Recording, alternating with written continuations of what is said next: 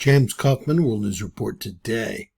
I've been reporting on all of the Medicaid, Medicare, and child care and elderly care fraud happening in Minnesota under Tim Walz's watch and Ilhan Omar's watch. Let's hope that they get rid of her forever. It doesn't even appear that she is a U.S. citizen. So, ladies and gentlemen, they're making their first busts, if you will.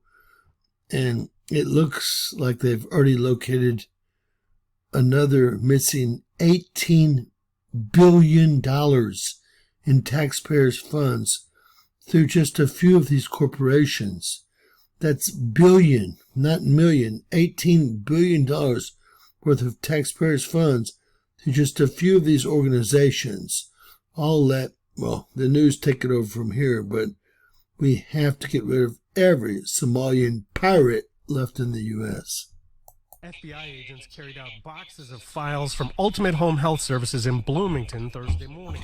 The state suspended its license this month after discovering alleged fraud in its Integrated Community Supports Program, or ICS. The door is broken there, and federal prosecutors say Minnesota's entire Medicaid program seems broken. What we see in Minnesota is not a handful of bad actors committing crimes.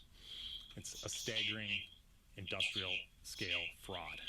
Prosecutors charged 6 people with fraud Thursday, but none yet in ICS. They say Minnesota did a bad job of creating guardrails, so the state became a target for fraud, even by people from out of state. For the first time, they charged 2 men accused of fraud tourism, coming from Philadelphia, setting up shell businesses, then billing Minnesota from back home. In all, the state has declared 14 programs as high risk, and those programs have cost $18 billion since 2018. So how much of that is fraud? That's the $18 billion question. The answer is far too much. So far, prosecutors have proved about $350 million in fraud, but they say that's just the tip of the iceberg. First Assistant U.S. Attorney Joe Thompson said a significant portion of the $18 billion could be fraudulent. When I say a significant amount, I'm talking on the order of half or more, but we'll see. When I look at the claims data and the providers, I see more red flags than I see legitimate providers. Important to note, they say there is no evidence that any of the people they've charged with fraud have been radicalized, and no money has gone to any terrorist organizations. Who cares? That's taxpayers' dollars. You know what? This jackass here is part of the problem. You know what? Everyone associated with all these programs need to face the rest of their lives in prison. Prison. These are federal crimes, and they need to see a federal prison. If we need to build more, let's build more prisons. This is the tip of the iceberg.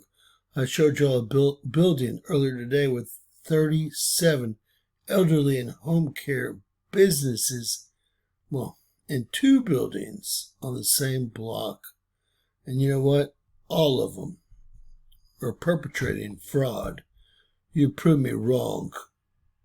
God bless you guys. Please share and subscribe.